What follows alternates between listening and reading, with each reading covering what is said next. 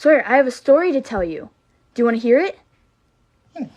It's about your favorite things. Yeah, so I went outside, right? To go potty. Yeah, and I saw your friends out there. Your friends.